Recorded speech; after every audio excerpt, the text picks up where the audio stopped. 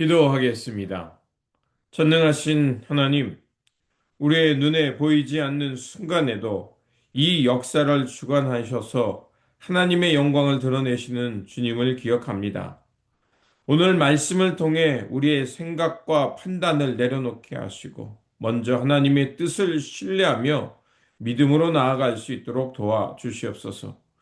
위기 속에서도 낙심하지 않게 하여 주시고 주님의 손길이 우리를 지키시고 인도하시고 있음을 바라보며 끝까지 주님만을 의지하며 살아가는 삶의 자리 되게 하여 주옵소서. 우리 구주 예수 그리스도의 이름으로 기도드립니다. 아멘. 오늘 우리에게 주신 말씀은 사무엘하 17장 11절에서 14절입니다. 나는 이렇게 계략을 세웠나이다.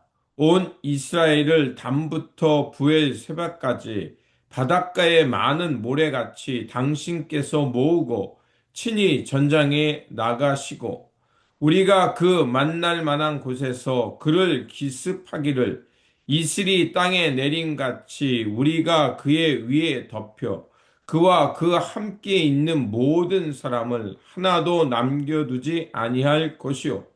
또 만일 그가 어느 성에 들었으면 온 이스라엘이 밧줄을 가져다가 그 성을 강으로 끌어들여서 그곳에 작은 돌 하나도 보이지 아니하게 할 것이니이다 하매 압살롬과 온 이스라엘 사람들이 이르되 아렉 사람 후세의 계략은 아히도벨의 계략보다 낫다 하니 이는 여호와께서 압살롬에게 화를 내리려 하사 아히도벨의 좋은 계략을 물리치라고 명령하셨음이더라. 아멘.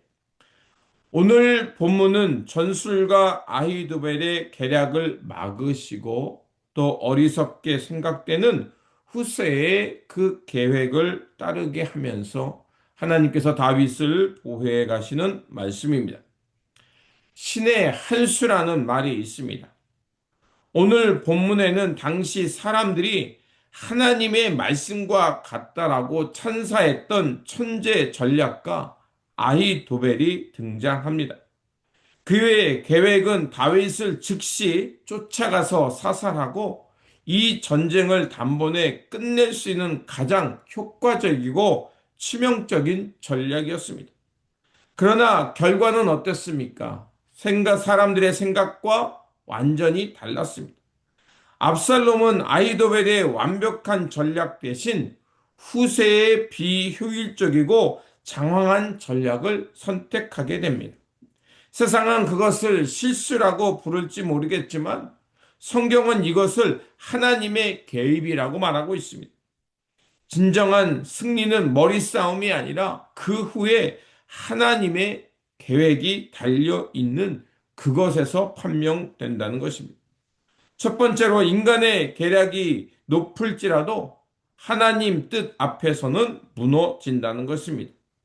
아히도벨의 전략은 완벽했습니다. 상황 분석이 정확했고 타이밍이 매우 적절하여 실행 가능한 높은 확률이었습니다.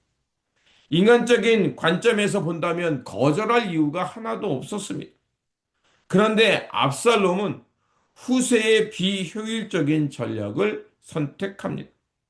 이것은 단순한 판단 실수가 아니라 바로 오늘 본문이 말하고 있듯이 여호와께서 아히도벨의 좋은 계략을 패하게 하려 하셨다라고 14절이 말하고 있습니다.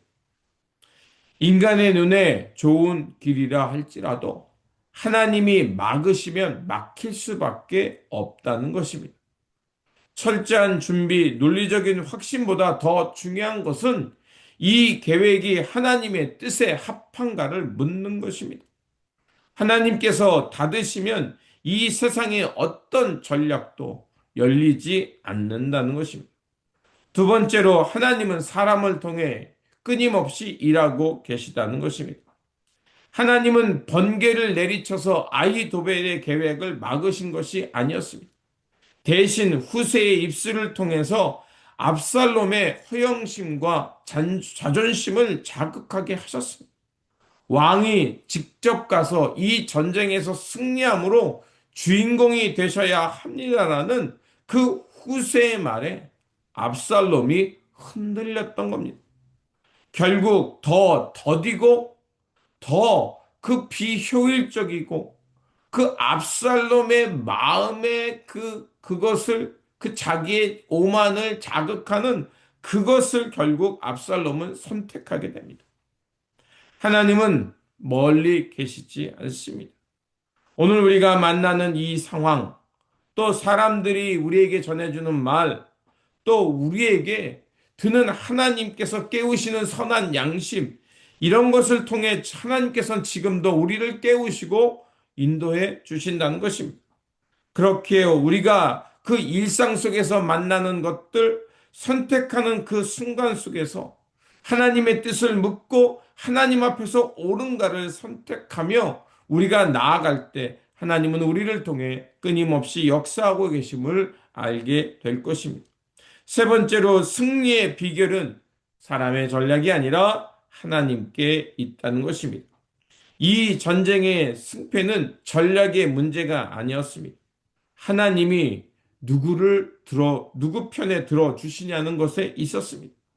아히도벨의 뛰어난 전략가였지만 그것은 하나님의 뜻 밖에 있었다는 것입니다.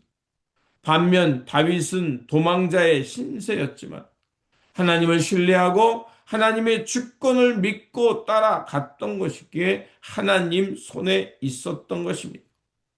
우리가 살아가는 삶 속에서 영적 싸움도 마찬가지입니다. 죄와 싸우는 문제, 삶의 문제, 여러 가지 갈등, 이런 것들이 있습니다.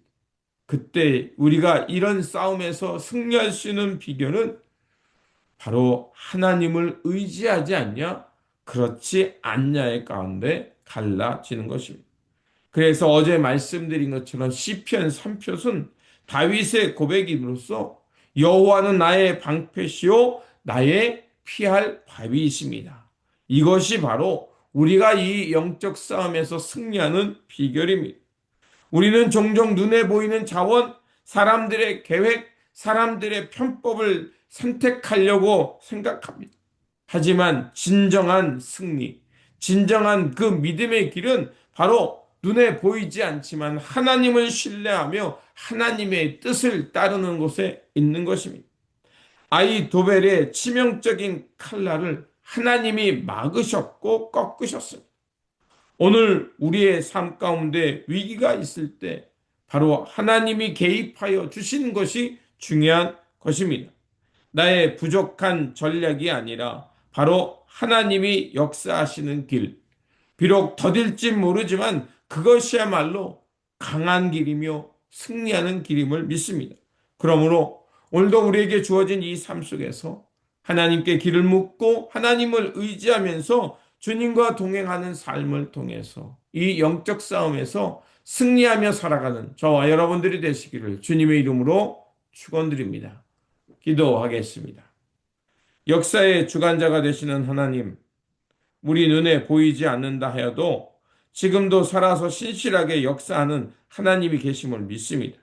우리의 얕은 지혜와 경험을 의지하기보다 하나님의 주권을 먼저 인정하게 하여 주옵소서. 위기 한복판에서도 당황하지 않게 하시고 우리를 보호하시고 지키시는 하나님의 손길이 있음을 믿고 나아가게 하여 주옵소서. 그래서 모든 영역 속에 하나님이 개입하시며 우리가 아무리 계획을 세운다 할지라도 하나님의 거룩한 뜻에 온전하지 못하다면 그것이 막히고 무너지고 있음을 알게 하여 주셔서 무엇보다도 하나님께 길을 묻고 하나님의 의의 길을 선택하며 살아가는 우리의 삶의 자리가 되게 하여 주옵소서.